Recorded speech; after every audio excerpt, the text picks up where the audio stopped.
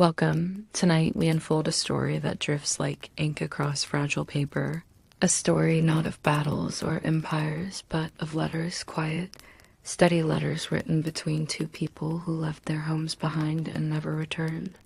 You'll find yourself tracing their words as if they were whispered directly into your ear. Words that soften the silence of exile and make distance feel less endless. You'll hear the scratch of a pen, the careful fold of a page, the press of an envelope that carried not just sentences, but entire worlds. And honestly, you probably want to survive this if you were expecting fast drama or a plot with explosions. Instead, you're invited into the slowness, the way the mind softens when voices become gentle and time itself becomes patient. So before you get comfortable, take a moment to like the video and subscribe, but only if you genuinely enjoy what I do here. And if you want to share something back, let me know where you're listening from and what time it is there. It's always a small wonder, seeing how many little lights glow around the world at once. Now, dim the lights, maybe turn on a fan for that soft background hum, and let's ease into tonight's journey together. You imagine the first letter resting in your hands. The ink is fresh, slightly uneven where the writer pressed too firmly. Her name is Amira, and she has only just arrived in a new country. Her handwriting still carries the rhythm of home.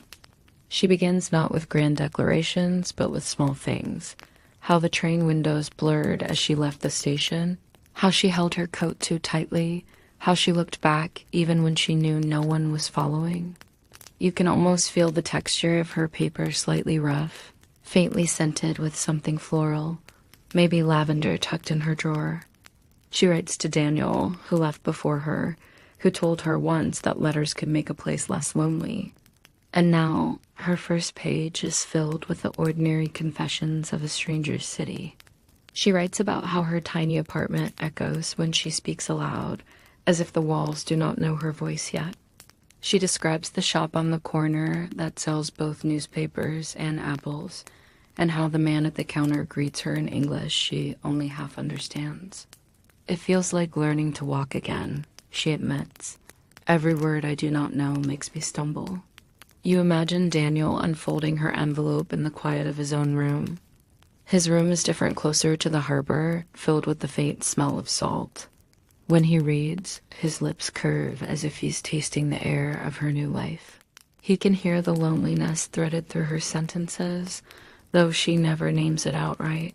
So he writes back. His first letter to her is shorter, steadier. He tells her he understands the way empty walls seem to echo. He remembers his own first nights, when silence pressed down so heavily he slept with the radio on. You will find your rhythm, he promises. One day you'll greet the shopkeeper before he greets you. You can almost hear the sigh she releases when she reads that line, relief mixed with longing, a recognition that someone else has carried this weight before her. She replies again, her pen quickening. She thanks him for reminding her that beginnings are always uneven, that no one arrives already belonging. Sometimes I feel like my shadow stayed behind on the train platform, she writes. But if you say I will find my rhythm, I want to believe you. And so the exchange begins, two lives suspended across oceans, stitched together by paper, ink, and the quiet patience of waiting. As you drift deeper into the scene, you can almost feel your own fingers stained faintly with ink. You hear the small sigh of envelopes sealing, the hush of their breath as they fold the page, the sound of longing hidden inside the simplest words.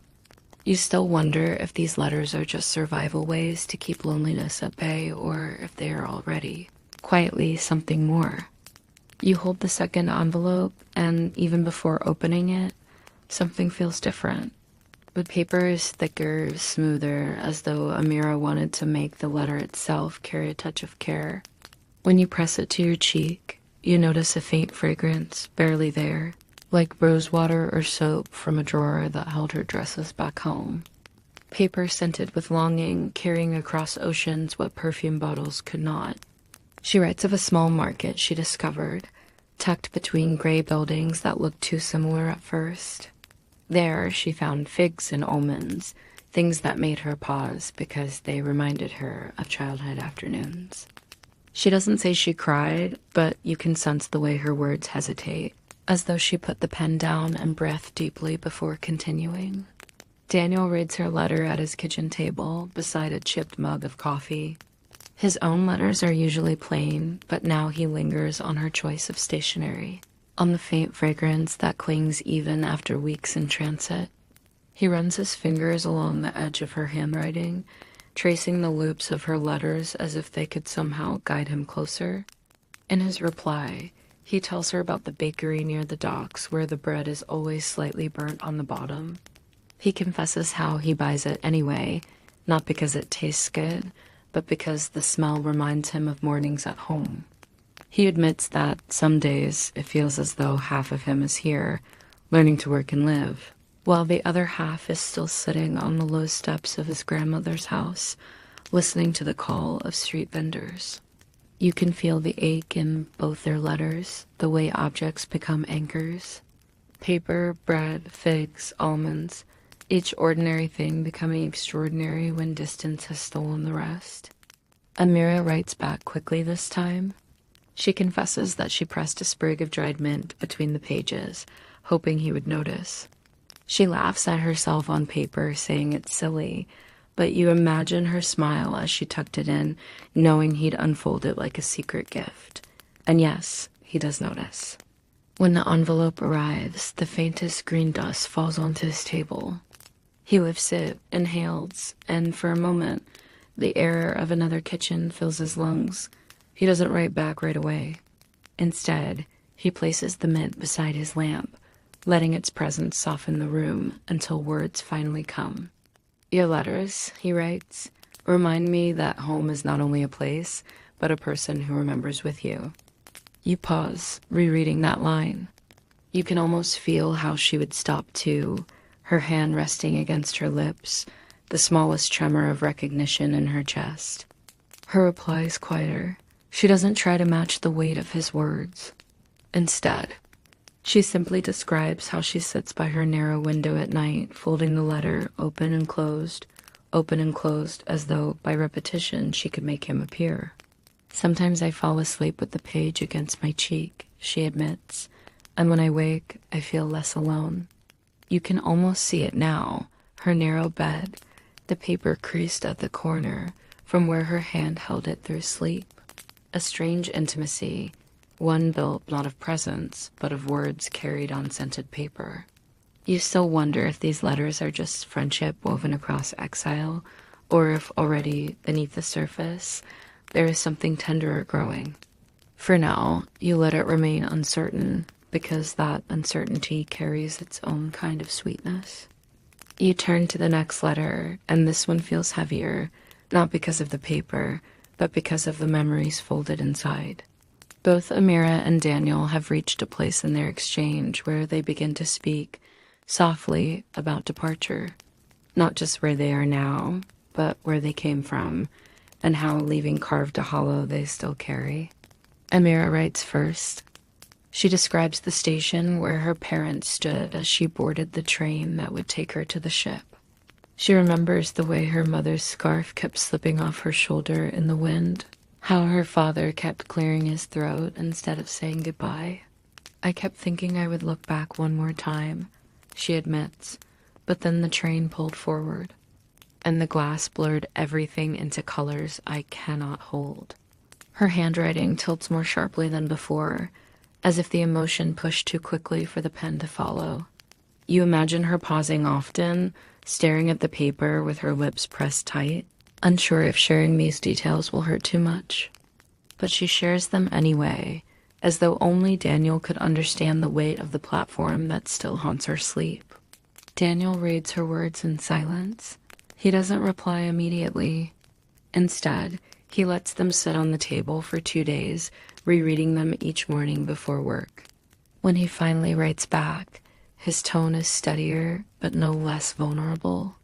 He recalls the dock where he boarded, how the sea smelled harsh that morning, Almost metallic, how he carried a single suitcase that felt both too heavy and too light at the same time.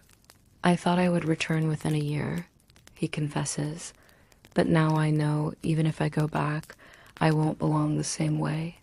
You hear his longing tucked inside those lines, a longing not just for the streets and faces he left, but for the certainty of ever feeling whole again. Amira replies quickly. She writes that she sometimes dreams of her old street, and in the dream, the shutters of every house are closed. Even in memory, it feels like the place knows I have gone, she writes. It doesn't open for me. Her words feel like a mirror, reflecting Daniel's own unspoken thoughts. They are not describing the same city, yet somehow their memories walk side by side, both carrying the ache of departure that never softens completely. In one letter, Daniel writes about the echo of footsteps on the pier as he walked away from the crowd. I kept expecting someone to call me back, he tells her, but the only voice was the gulls. You can almost hear them yourself, the sharp, distant cries over water, the sound of wings against the sky. Amira responds by sharing a smaller, more intimate memory, the way her younger brother tried to slip a marble into her suitcase. His small hand clenched tight around the glass sphere, his eyes wide, as though he understood she would not return. I still wonder if he found it missing from his pocket later that night, she writes. It is a simple image, but it pierces, because you recognize the way the smallest gestures become the sharpest memories when departure is final. As their letters unfold, you notice how these memories of leaving are not just confessions but offerings. Each detail, train, dock, marble, scarf, becomes a way of saying, I know what it costs to go, and I know what it costs to stay away. You can almost feel them leaning toward each other through ink, building a fragile bridge of memory that no ocean can erase. And as you close this letter, you still wonder if remembering together is enough to make them feel less alone, or if it only deepens the ache of what can never be returned. You find yourself listening now not to what the letters say, but to what lingers in between them. The pauses, the gaps, the long days when paper takes its time crossing borders. It is the rhythm of waiting. Amira writes one afternoon when the rain will not stop tapping against her single window. She admits she has checked her mailbox 3 times that morning, though she knows the post will not arrive until evening. It feels foolish, she says, like knocking on a door that no one will open. And yet she keeps checking, as if hope has its own pulse. You can almost see her fingers brushing the cold metal of the box, the little creak of its hinge, the emptiness inside. That hollow sound becomes its own kind of companion. When Daniel replies, he doesn't laugh at her impatience. Instead, he confesses he does the same. Some days I tell myself, I don't care, he writes. But then I hear the steps of the postman on the stairs, and my chest tightens anyway. You picture him standing in his hallway, trying to look casual, while every part of him strains to catch the sound of paper sliding onto the floor. This rhythm becomes a part of their letters themselves. Amira starts describing her days in terms of arrivals. This week felt long because nothing came on Tuesday. She writes, but Thursday's letter carried me through the rain. Daniel answers with his own timeline. I measure time by you, he admits, like tides that only return when the moon calls them. You notice how waiting, once heavy, begins to glow with meaning. Each envelope becomes a heartbeat, slow but steady, proving that somewhere far away, another person is alive and thinking of them. And yet, waiting carries its ache too. Amira writes of evenings when she folds her hands on the table, unsure what to do with the silence. She describes how she lights a candle, though she doesn't need it, letting its small flame keep her company. Sometimes, she tells him, I whisper a reply before your words have even arrived, as if I already know what you will say. Daniel, in his next letter, admits that he does something similar. He jots down fragments of sentences on scraps of paper, thoughts he wants to send her, but often loses them before he gathers the courage to post them. It feels like you're in the room already, he says, and the letter is just a formality. You can feel the tenderness hidden inside their confessions. Waiting is no longer just absence. It has become its own quiet ritual, something that binds them across the miles. And yet you still wonder. You wonder if this rhythm of waiting is sustainable forever, or if one day the silence will stretch too long and the thread between them will strain. But for now, their patience holds, like a melody played slowly enough to lull you into sleep. Now the letters begin to describe the rooms themselves, the places where their lives unfold in quiet rhythms. You step into these small spaces with them, seeing how they create a kind of shelter, even when the walls are borrowed and the paint is fading. Amira writes first of her rented room, tucked above a laundromat that hums late into the night. She describes the constant rattle of machines below, the way the scent of detergent drifts through her thin floorboards. It feels like my walls are always breathing soap, she says. She places her bed beneath the single narrow window so that at least in the morning she can wake to a strip of light.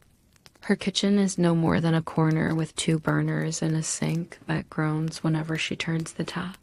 She laughs on the page, admitting that she burned rice twice before she learned how the flame leaps too high. I don't mind, she writes, because the smell reminds me that I am not invisible here. Even my mistakes fill the air. Daniel responds with his own description. His apartment is closer to the harbor, though it is not much larger. He sleeps in a small loft above his workspace, and the sound of ships calling at dawn often jolts him awake. He tells her how the window in his room rattles when the wind is strong, how he once stuffed the gap with rolled paper just to keep the draft out. It works, he admits, until I need to write you a letter and realize I've stolen my own pages. He speaks of his kitchen too, how the kettle whistles too sharply, how he keeps mismatched mugs lined on the shelf as though waiting for guests who never come. I use the same chipped cup each morning, he confesses, because the crack along the rim feels familiar now, like a scar you stop noticing. You can almost picture both rooms side by side, the laundromat hum beneath her floor, the foghorns outside his window, 2 small kitchens echoing with quiet mistakes and small comforts. The spaces are modest, yet their descriptions are tender, as if writing about them makes the rooms less empty. Amira writes again, saying she has begun to place a small flower on her windowsill each week. She cannot afford much, but even one stem makes her feel as if the room recognizes her presence. It's like the walls sigh with me, she says. Daniel responds that he has started boiling cinnamon in water, just for the smell, because it reminds him of winter evenings at home. It's not cooking, he tells her, but it makes the air feel softer. Through their letters, you notice how they are not just describing walls and objects, but teaching each other how to inhabit solitude. They are exchanging the quiet tricks of survival, flowers, cinnamon, chipped mugs that make exile more bearable. And as you let their words linger, you still wonder, are these details simply small comforts? Or are they slowly becoming the ways in which 2 strangers begin to share one life, even across the miles? You unfold the next letter and notice the handwriting is looser, more playful. Something light has slipped into their correspondence, a relief after the heavy weight of departures and lonely rooms. Amira begins with a story that doesn't quite fit the solemn tone of the earlier pages. She tells Daniel about the laundromat downstairs, the one whose machines rumble her floor. That morning, she explains, she dropped one of her socks through the gap in the floorboards. She had been rushing, carrying her basket, when the thin fabric slipped away. Somewhere, she writes, a stranger is probably folding one of my socks right now, wondering how it traveled there alone. In the margin of her letter, she sketches a small sock with a face, tiny arms raised in surrender. Her humor is quiet but infectious. You can almost hear her laughing softly to herself as she doodled. Daniel smiles when he reads it.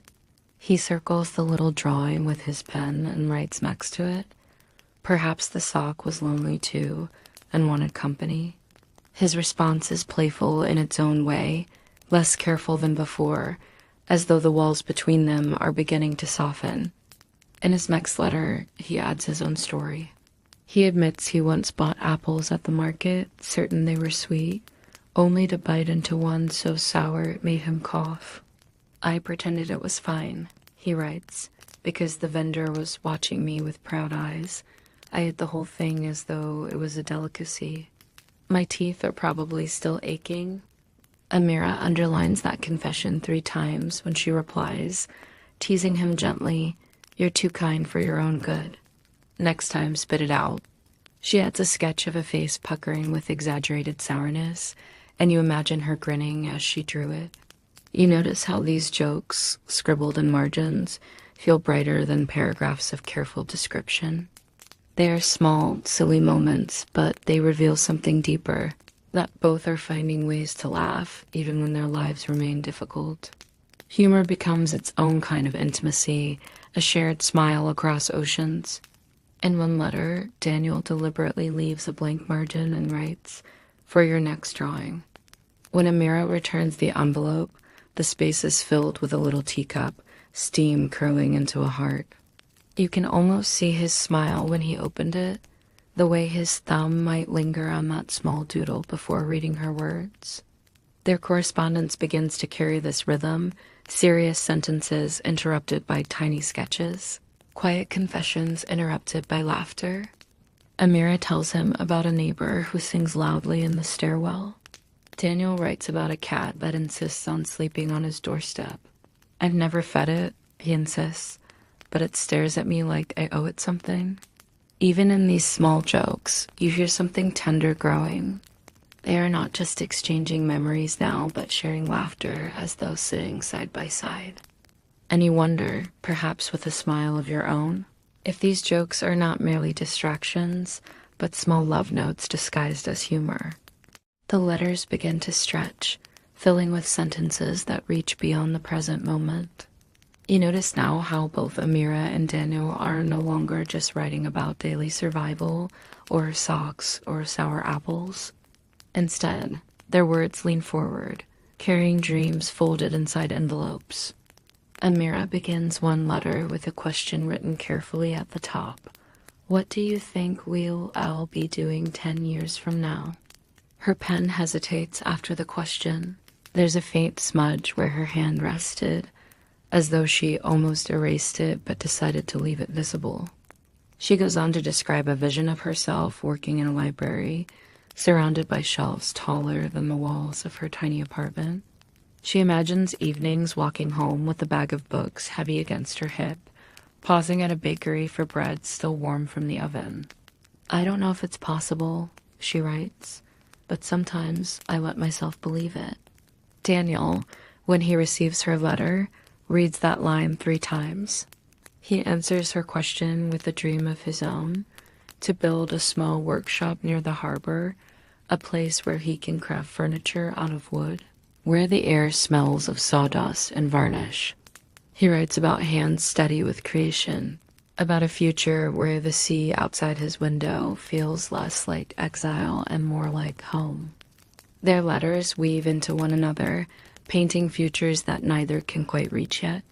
Amira imagines Daniel's workshop and teases him about charging too much for his chairs. He imagines her behind a library desk, stamping books, and tells her she'd scold people gently for returning them late. But dreams are not always steady. In another letter, Amira admits her fears. "Sometimes I wonder if I will always be a guest," she writes. "Even after 10 years, what if this place never feels like mine?" Her words trail into the margin, as if she needed more room than the page allowed. Daniel doesn't dismiss her worry. He writes instead, "Maybe we never belong to a place. Maybe we belong to the people who remind us who we are." He doesn't say her name there, but you can feel how close it hovers, unsaid yet undeniable. Amira writes back, quieter this time. She talks about planting basil on her windowsill and how it sprouted 2 small leaves. She says she dreams of a garden one day, something larger than a pot on a ledge. I'd like to wake up to green that I planted with my own hands, she says. Daniel replies with his own vision of building a table, heavy and strong, where people could sit and eat together. Maybe you'll put your basil on it, he adds, almost as if the thought escaped before he could hold it back. You can feel the shift here. Their dreams are no longer separate, but brushing against each other like two pages pressed together in a book. They write about futures as if testing whether the other will carry them forward, whether hope is less frightening when spoken aloud. And you wonder, as you trace their words, whether these dreams are truly about furniture or libraries, basil or books, or whether, folded between the lines, the real dream is simply this, not to face tomorrow alone. The next letters carry a softer tone, yet inside them you sense a shift in something delicate, like a string pulled just a little too tight. For the first time, their words stumble against each other, crossed wires and gentle misreadings. It begins with Daniel's attempt at humor. He writes about the cat that lingers on his doorstep, scratching whenever he closes the door. In the letter, he jokes, "It seems I'm more loved by strays than by people here." He meant it lightly with a crook smile, but on paper, the joke reads heavier than he intended. When Amira opens the envelope, she pauses. She circles the line in pencil, as if testing its weight.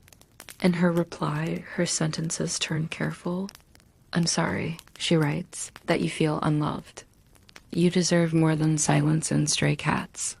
Her handwriting presses harder, the loops tighter, as though she fears she has failed him somehow. Daniel reads her letter and realizes his mistake. He didn't mean to sound lonely in a way that worried her, though. Perhaps part of him was. He writes back immediately, apologizing.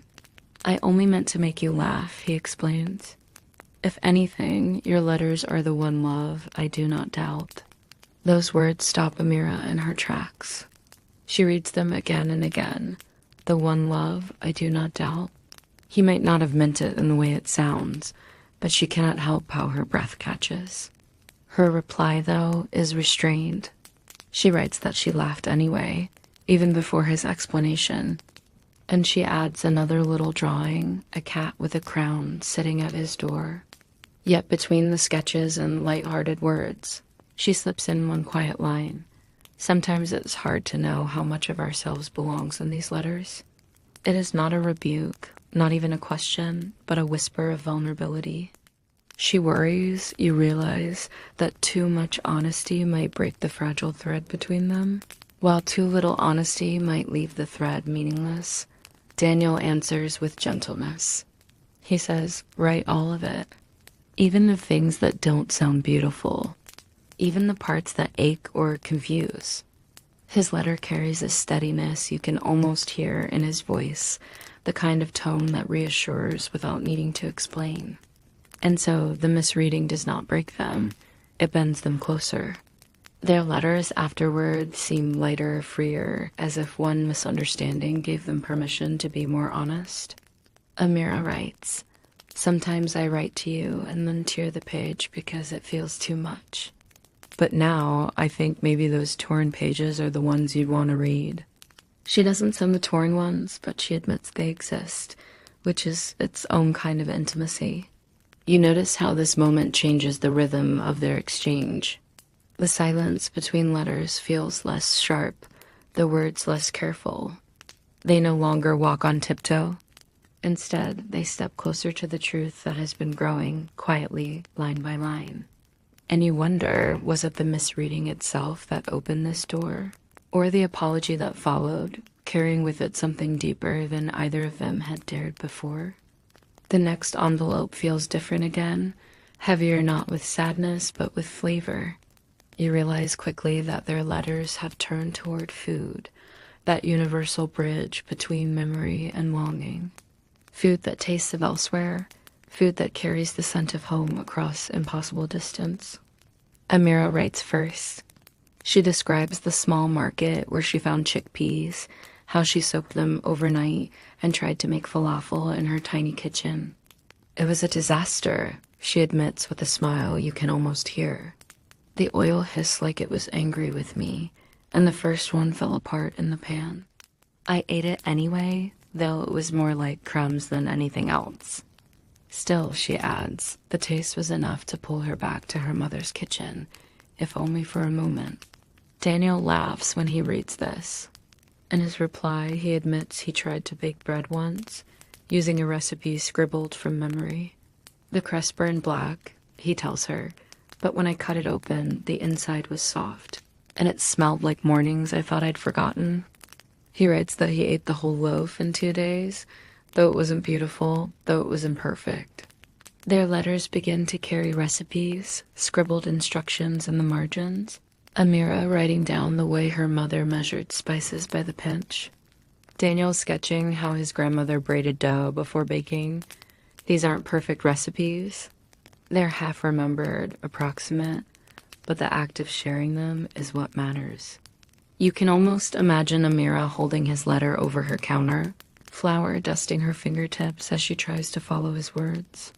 One evening, Amira writes, I closed my eyes while stirring the pot, and for a second, I was back at the table where we used to sit, my brother kicking the chair leg, my mother telling me to stop daydreaming. She doesn't say how her chest ached afterward, but you can feel it in the pause before her next line. Daniel responds with his own confession. There is a vendor here who sells oranges. They're smaller, sharper, nothing like the ones at home. But I still buy them because peeling them reminds me of how my father's hands looked when he did the same. He doesn't mention if he eats them slowly or quickly, but you imagine the juice running down his fingers, the sting of memory sharper than the fruit itself. The pages themselves begin to feel flavored, like you could taste the ink if you pressed it to your lips. Amira tucks a small packet of dried thyme into one letter, pressed flat with tape. Daniel returns the gesture weeks later with a scrap of cinnamon bark. These tiny offerings travel farther than they ever imagined they could. You can almost smell it now, the mingling of herbs, the faint sweetness of cinnamon, the smoky oil of falafel that fell apart but still mattered. Their letters carry not just words, but a sensory language, one that folds distance into taste. And as you drift deeper into their correspondence, you still wonder, are these recipes just a way to cling to what they lost, or are they a way of building a shared kitchen one letter at a time, as if someday they might cook side by side? The letters settle into a kind of rhythm now, like waves brushing the shore, predictable, steady, comforting. You notice a pattern in their words, the way certain phrases echo again and again, becoming something more than just sentences. They are the comfort of repetition, a private language taking shape across distance. Amira often ends her letters with the same line, "Write soon, so I know the silence isn't winning." Sometimes she writes it neatly at the bottom. Sometimes she squeezes it into the corner of the page when she's run out of space. It is her way of holding on to him, of asking for reassurance without saying the word lonely. Daniel, on the other hand, often begins his letters the same way. I kept this page waiting for you. It is a phrase that makes the paper feel alive, as though the letter itself had been holding its breath until her name filled it. Over time, the phrase becomes less about habit and more about devotion, the way a melody repeats in your ear until it becomes part of you. You see how these repetitions thread their way through every page. Amira always describes the weather outside her window, even if it is only rain or wind. Daniel always tells her what time it was when he began writing, as if anchoring himself in the present moment will bring her closer.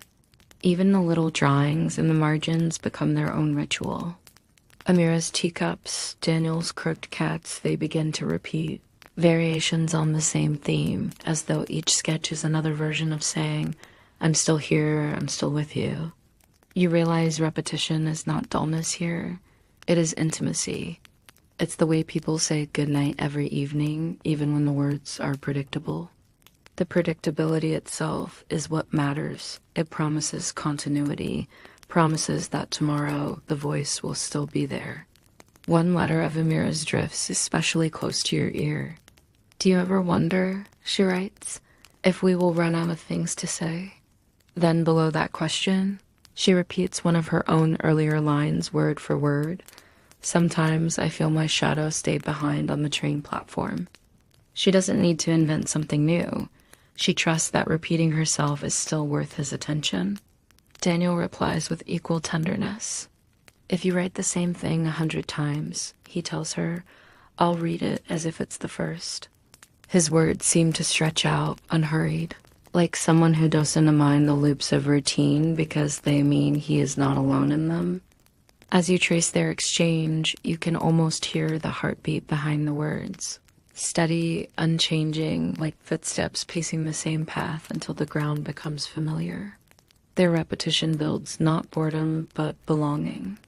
And you still wonder, perhaps with a little ache of your own, if repetition is the truest sign of love, not the grand declaration once spoken, but the willingness to whisper the same comfort again and again until both hearts believe it. The letters take on a more reflective glow now, as though both of them have grown comfortable enough to turn their gaze backward. Memory becomes the ink that guides their pens, and suddenly you're walking with them through streets and doorways that no longer exist except in recollection. Amira begins with a story about her grandmother's courtyard. She describes the cracked tiles, the pomegranate tree that leaned stubbornly against one wall, and the way she used to sit under its branches during summer afternoons. I can still hear the bees, she writes, buzzing louder than the voices inside the house. That sound is part of me still. You can almost feel the dappled shade, the smell of sun-warmed fruit carried through her memory. Daniel responds with his own scene, the river near his hometown, where he and his friends would skip stones until their arms ached. He writes about the way the surface shimmered, about the crooked bridge where they leaned their bicycles, about the sound of laughter echoing long after the sun had gone down. I don't know if the bridge is still standing, he admits, but I like to imagine it is. Their memories begin to braid together, letter by letter. Amira tells of a market stall where her mother bought spices wrapped in newspaper. Daniel answers with the image of his father mending nets with strong, deliberate hands. Amira recalls the first time she tasted coffee as a child, bitter and thrilling. Daniel recalls sneaking bread rolls from the bakery cart, still steaming hot. What strikes you most is not just what they remember, but how they share it. These are not grand histories, they are fragments of ordinary life, pressed into words like dried flowers. And yet, in sharing them, they transform. The courtyard tiles, the crooked bridge, the smell of cinnamon or fishnets, suddenly they belong to both of them. Amira writes one evening, "It feels strange that you now carry my grandmother's tree in your mind. I like imagining it lives somewhere else too, not just in me." Daniel replies softly, "And I carry your tree, just as you now carry my bridge." You notice the tenderness in this exchange, the way memories, once lonely, become less so when witnessed.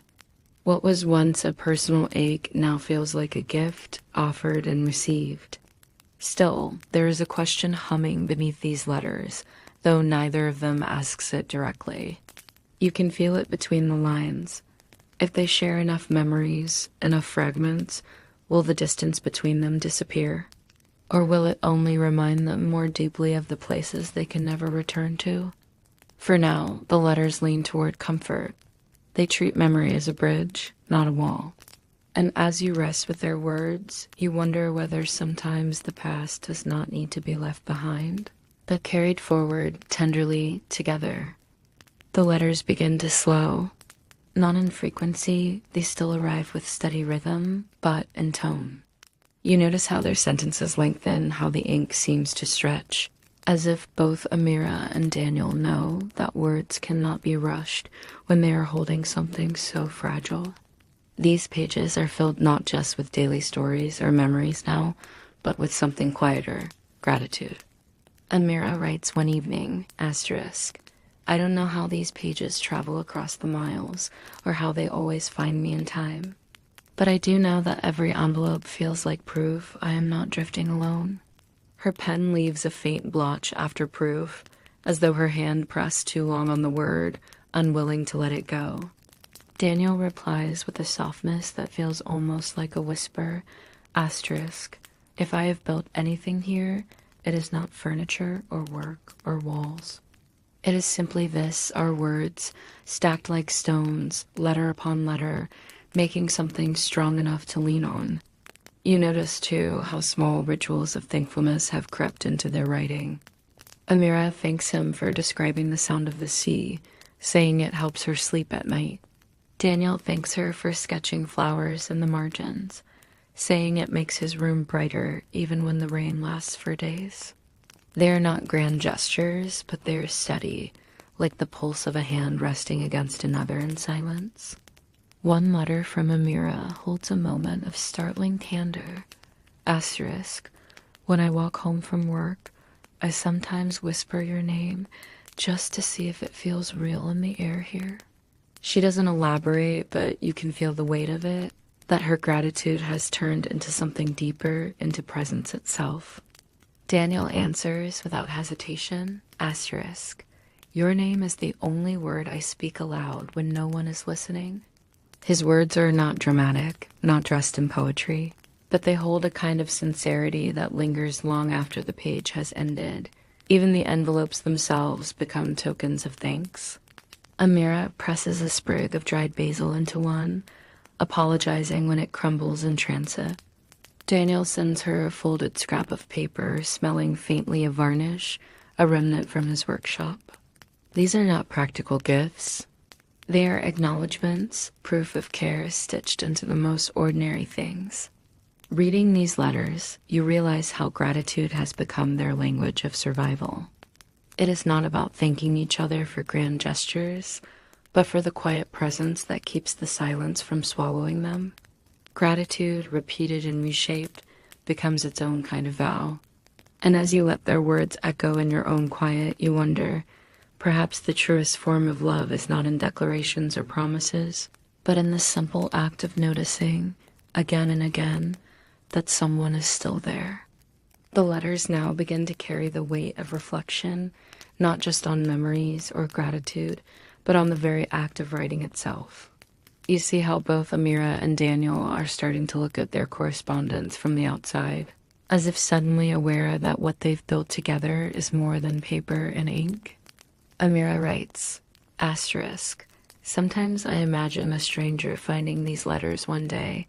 What would they think of us? Would they believe we were in love, or would they call us simply two lonely people reaching across distance? She doesn't answer her own question, but she leaves it there, like a stone placed gently in Daniel's hands. Daniel replies a week later, his handwriting slower, more deliberate, asterisk, if a stranger found them, I would not mind what name they gave us. What matters is that for us, these letters are not guesses or stories. They are our lives, folded into envelopes. It is here that their exchange takes on a new depth.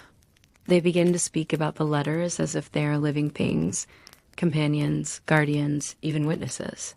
Amira confesses that she sometimes sleeps with a letter tucked under her pillow, like a child with a talisman. Daniel admits he rereads her older letters on nights when the silence feels heavier than usual, tracing the same lines until the ink feels memorized. One evening, Amira wonders aloud in her letter, asterisk, will our voices live longer on paper than in memory? It is not a sad question, but a contemplative one. Daniel's answer is steady, asterisk, yes, these words will carry us longer than our voices ever could. And maybe that is enough. You notice how both of them are circling around the idea of permanence. They are migrants, after all, people who left places that no longer hold them. And yet here, in these fragile pages, they have created something that feels rooted, something that might outlast the lives they are building elsewhere. In her next letter, Amira writes, asterisk, even if we never meet again, I think we have already given each other a kind of home. She doesn't cross it out, doesn't soften it, just leaves it there as it is, clear, brave, certain. Daniel's response arrives heavier, his ink slightly smudged, as if his hand trembled. Asterisk, you're right. You have been my home longer than any house I've lived in. And as you read their words, slowly, with the kind of care they deserve, you realize this. The letters themselves have become their dwelling place. Each folded page is a room, each paragraph a window, each signature a door that says, you belong here. You pause, and you wonder, perhaps for yourself as much as for them, if sometimes the truest homes are not made of wood or brick, but of words entrusted to someone who will keep them safe. The letters begin to take on a gentler, almost farewell-like rhythm, though neither Amira nor Daniel says goodbye. Instead, their words soften, as if both know that something is approaching, the inevitable fading of this exchange, not out of neglect, but because life is beginning to pull them in new directions. Amira writes one night, asterisk, I don't write as quickly as I used to, not because I don't want to, but because I pause longer over the paper. I want to stay with each word before it leaves me. You can feel how she lingers, as though trying to stretch time itself. Daniel answers, asterisk, I do the same. It feels less like a letter and more like a prayer now, whispered onto the page. His handwriting is steadier than ever, but his sentences trail into wider spaces, as though silence has begun to share the page with ink. They no longer fill entire sheets with stories of work or meals or neighbors. Instead, they offer fragments, Amira describing the shadow of a tree outside her window, Daniel recounting the sound of gulls circling above the harbor. Simple details, quiet enough to be missed by anyone else, yet sacred here. In one letter, Amira admits, asterisk, I sometimes think these words will be the last proof of who I really was, more than papers or passports. I feel truer here than I do anywhere else. Daniel responds without hesitation, asterisk, then I promise I will keep every page so that you are never lost. There is no mention of reunion now, no practical plan for meeting again. Instead, there is acceptance, an understanding that their connection has already fulfilled something deep and necessary. You can sense they are both less restless than before, as though the letters have given them the peace they were searching for. Amira closes one letter with a line that feels like both an ending and a beginning. Asterisk, if one day the letters stop, know that I will still be writing you in my mind. Daniel replies, asterisk, and I will still be answering. You realize, as you linger over these last exchanges, that the beauty of their correspondence is not in whether it continues forever, but in how fully it has already lived. The letters have been love, memory, prayer, and home. They have been enough. And you wonder softly if every connection carries its own natural horizon, not a point of loss, but a place where the heart can finally rest.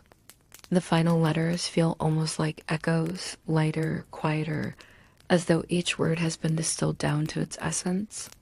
Amira writes less now, sometimes only a page, but every line glows with deliberate care.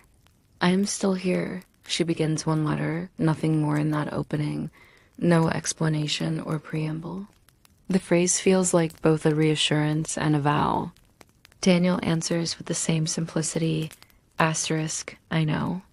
I feel you in the silence. The tone is no longer searching or uncertain. It has settled into something steady, like embers glowing long after the fire has gone out. Their correspondence is not about filling the page anymore. It is about leaving enough space for presence to breathe. Amira's last known letter holds a detail so small it could almost be overlooked. She writes, asterisk, today I found a single pomegranate seed rolling on the kitchen counter. I don't know how it escaped the fruit, but it reminded me of you, something small that still carries a whole world inside. Her handwriting tilts, as if caught between a smile and a sigh. Daniel's reply mirrors her gentleness. Asterisk, I think of the river where we skipped stones. Some sank quickly, some bounced far, but each left ripples. Your letters are those ripples. I will carry them as long as I have water in me. And with that, the correspondence tapers, not with a grand farewell, but with the kind of quiet that feels like completion. The letters have not ended. They have simply found their resting place. You sit with the stillness that follows, realizing how rare it is for words to feel this whole. Amira and Daniel have never returned home, yet through these pages they created one, built not of walls or rooms, but of trust, of ink, of repetition, of tenderness. And maybe that is the truest kind of love, the kind that doesn't to demand the future, the kind that doesn't need to be named, the kind that simply exists, letter by letter, across oceans. Now, as we drift together toward the end of tonight's story, let yourself rest in the quiet their words leave behind. Imagine the envelopes stacked gently in a wooden box, tied with a faded ribbon, waiting on a shelf where no one rushes to disturb them. The air around them is still, almost hushed, as though the letters themselves are sleeping. You picture Amira's careful script, Daniel's steady lines, the smudges where their hands pressed too long against the paper. Each mark is a trace of life, like footprints in sand. They may never see each other again, yet the words remain, soft, steady, alive. As you breathe, let your own body settle the way those letters rest. Feel the rhythm of your heart slowing, the warmth of your breath smoothing out. The story lingers not in grand moments, but in small, gentle truths, the taste of falafel crumbs, the shadow of a pomegranate tree, the sound of gulls circling a quiet harbor. You don't need to hold on tightly to any of it. Let the images drift past you like clouds, here, then gone, leaving only a trace of calm. The letters belong to them, yes, but their stillness now belongs to you. So allow yourself to ease deeper into rest. The words have been written, the pages folded, the ribbon tied. There is nothing left to do tonight but trust that the silence will hold you just as it held them. And with that, let your eyes grow heavy, your thoughts soften, and your breathing carry you gently into sleep.